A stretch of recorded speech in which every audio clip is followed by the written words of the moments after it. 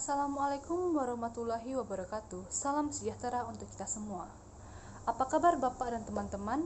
Saya harap kita semua dalam keadaan sehat walafiat. Amin. Yang terhormat kepada Bapak Dr. Bob Alfiandi, MSI, selaku dosen pengampu mata kuliah dasar-dasar logika, dan yang saya banggakan dan saya cintai teman-teman yang seperjuangan dengan saya. Pada pertemuan perkuliahan kita pada hari ini, kami dari kelompok 9 akan mempresentasikan hasil diskusi kelompok kami mengenai materi tentang analogi. Baiklah, sebelum memulai presentasi, izinkan saya selaku moderator untuk memperkenalkan anggota kelompok 9.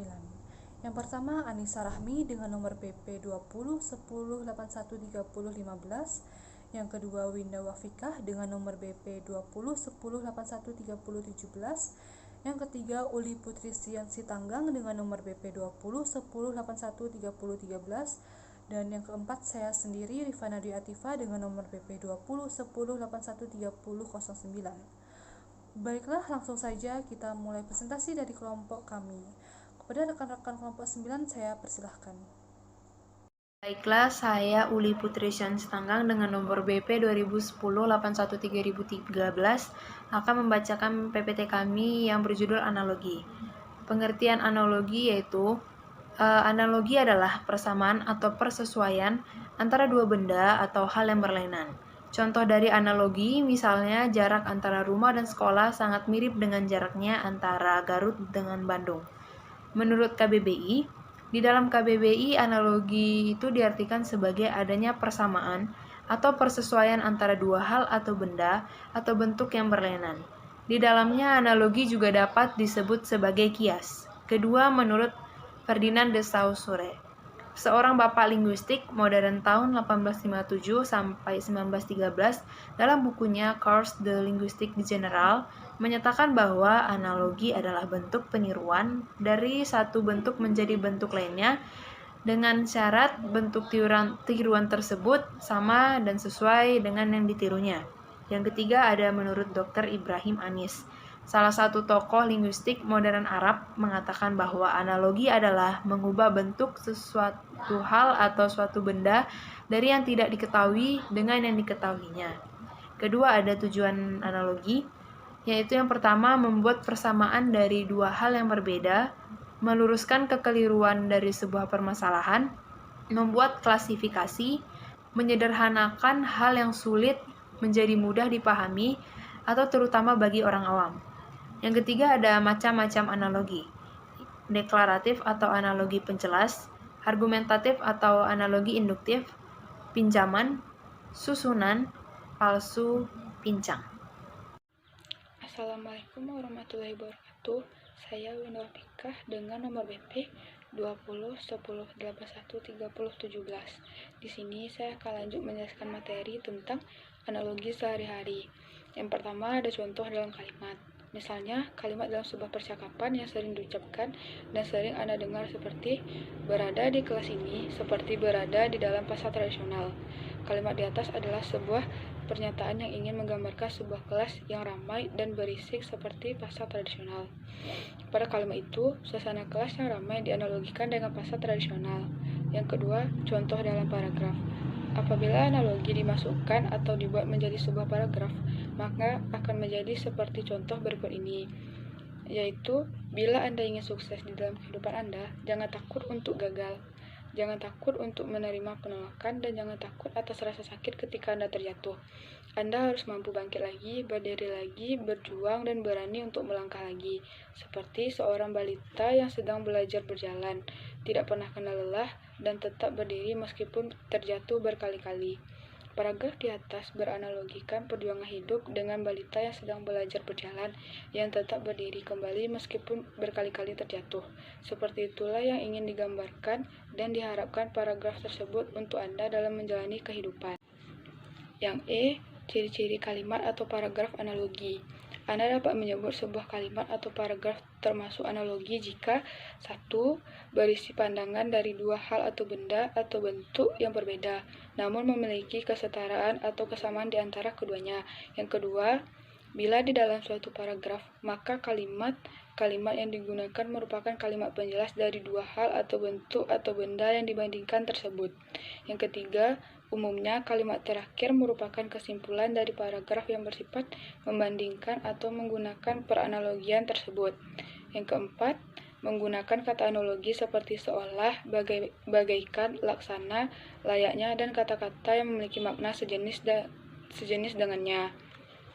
Lanjut yang F, cara menilai analogi.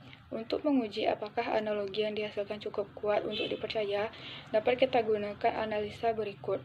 1. Sedikit banyak peristiwa sejenis yang dianalogikan. Semakin banyak peristiwa sejenis yang dianalogikan, semakin besar taraf kepercayaannya.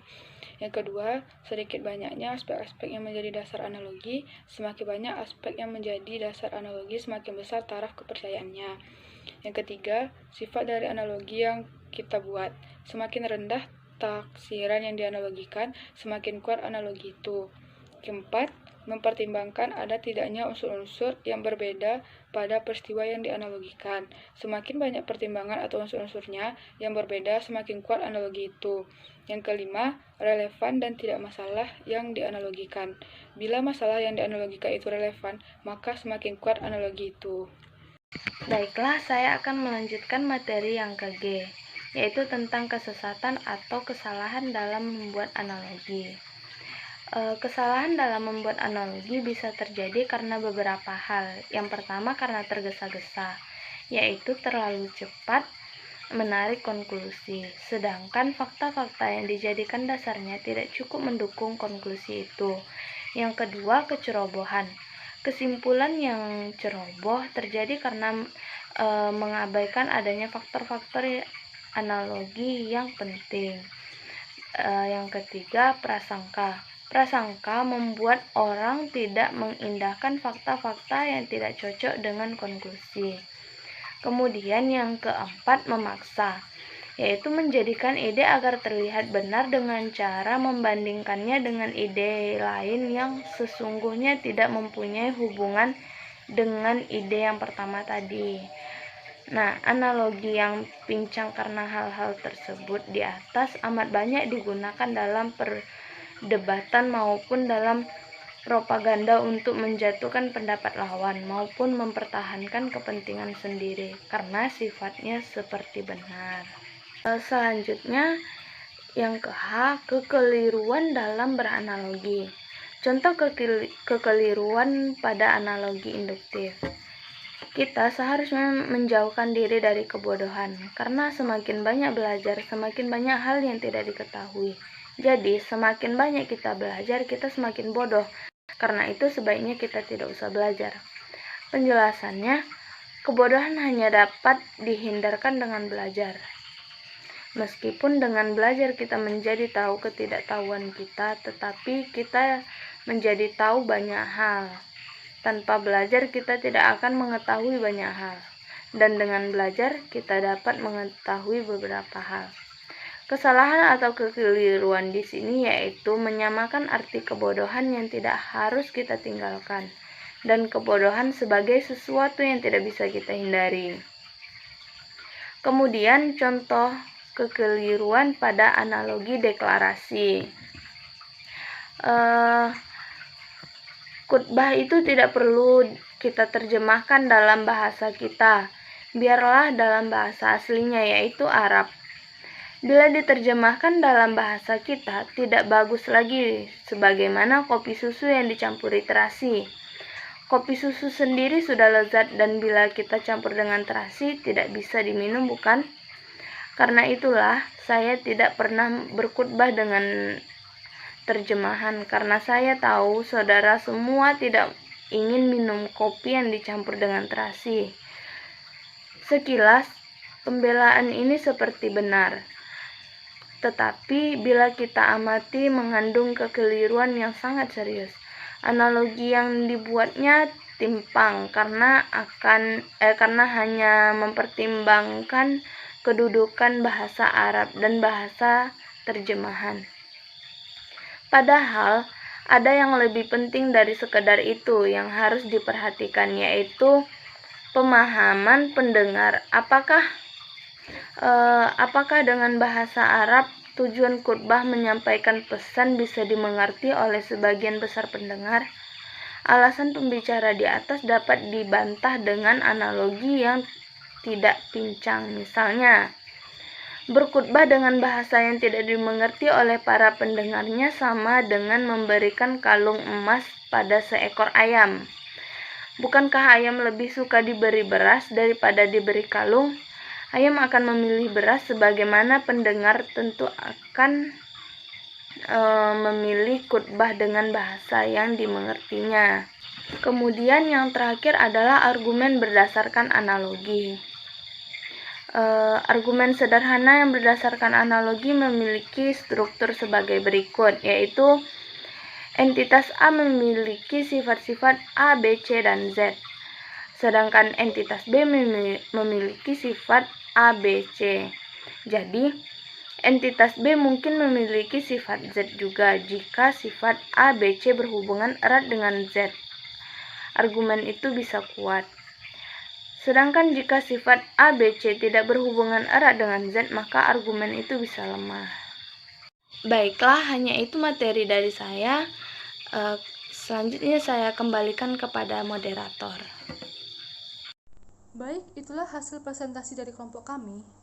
Maka dapat ditarik kesimpulan bahwa analogi adalah bentuk persamaan atau persesuaian antara dua benda atau hal yang berlainan. Contoh dari analogi misalnya, jarak antara rumah dan sekolah sangat mirip dengan jarak antara Garut dan Bandung. Dapat ditarik kesimpulan lagi bahwa analogi ini merupakan bentuk peniruan dari satu bentuk menjadi bentuk lainnya dengan syarat bentuk tiruan tersebut harus sama dan sesuai dengan bentuk yang ditirunya. Dapat ditarik kesimpulan mengenai analogi dalam kehidupan sehari-hari.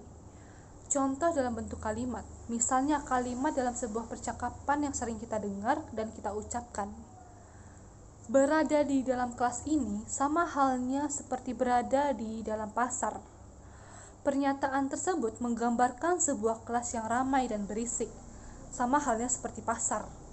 Pada kalimat itu, suasana kelas yang ramai dianalogikan dengan pasar.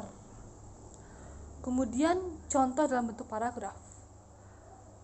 Contohnya, bila Anda ingin sukses di dalam kehidupan Anda, jangan takut untuk merasa gagal, jangan takut untuk menerima penolakan, dan jangan takut atas rasa sakit ketika Anda terjatuh. Anda harus mampu bangkit lagi, berdiri lagi, berjuang, dan berani untuk melangkah lagi. Sama halnya seperti seorang balita yang sedang belajar berjalan. Ia tidak pernah kenal lelah dan tetap berdiri meskipun terjatuh berkali-kali. Paragraf di atas dan paragraf yang saya sebutkan tadi menganalogikan perjuangan hidup dengan seorang balita yang sedang belajar berjalan, yang tetap berdiri kembali meskipun berkali-kali jatuh. Seperti itulah yang ingin digambarkan dan diharapkan paragraf tersebut untuk kita jalani dalam kehidupan ini. Baiklah, hanya itu yang dapat saya sampaikan. Sekian presentasi dari kelompok kami. Apabila ada kesalahan ataupun kekurangan, kami mohon maaf. Sekian, wassalamualaikum warahmatullahi wabarakatuh.